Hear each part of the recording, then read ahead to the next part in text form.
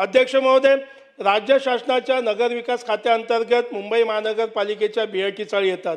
एका साईडला सार्वजनिक बांधकाम खात्याच्या अंतर्गत BDD चाळी आहेत। जर राज्य सरकार BDD चाळीचं पुनर्विकासाचं धोरण त्या ठिकाणी अवलंबत असताना त्या ठिकाणी एक धोरण निश्चित करतं, त्यांना एक पॉलिसी निर्माण करून त्या ठिकाणी त्यांना नव्याने मोफत घर देण्याचं काम करतं। त्या BDD चाळीमध्ये असलेल्या पोलीस कर्मचाऱ्यांना, इतर कर्मचाऱ्यांना त्या ठिकाणी मोफत घर देण्याचं काम करतं। पण BIT चाळीचं त्या ठिकाणी पुनर्वसन होत असताना किंवा पुनर्विकासासाठी अद्याप राज्य सरकारने किंबहुना मुख्यमंत्र्यांकडे मी वारंवार मागणी करत असताना सुद्धा त्यांनी त्यांच्या दालनात अद्याप बैठकही लावलेली नाही आहे।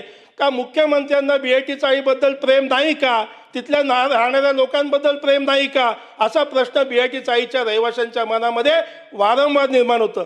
माझी आपल्या माध्यमातून मागणी आहे की मुख्यमंत्र्यांनी उत्तर देत असताना BDD चाळीच्या बाबतीमध्ये जो धोरणात्मक निर्णय घेतला, पोलीस कर्मचाऱ्यांना आणि इतर कर्मचाऱ्यांना घर देताना जे मोफत घर दिलं, त्याच धर्तीवरती BIT चाळीमध्ये राहणाऱ्या लोकांसाठी एक धोरणात्मक बाब घेऊन तातडीने मुंबई शहरातील सर्व विभागातील BIT चाळींचा पॉलिसी निर्णय घेऊन त्या ठिकाणी पुनर्विकास व्हावा। आणि हे होत असताना त्या ठिकाणी राहणारे पोलीस कर्मचारी असतील, BMCचे कर्मचारी असतील, यांना त्या ठिकाणी कायमस्वरूपी घर मिळावं। एक बाब सातत्याने आपल्याला निदर्शनास येते की पोलीस पत्नींची मागणी सातत्याने मोफत घरासाठी होत आहे।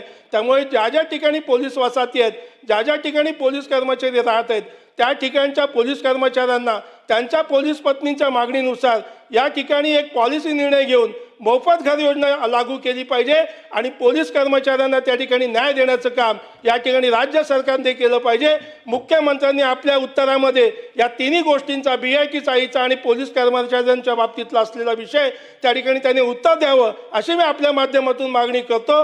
जय हिंद, जय महाराष्ट्र, जय भीम।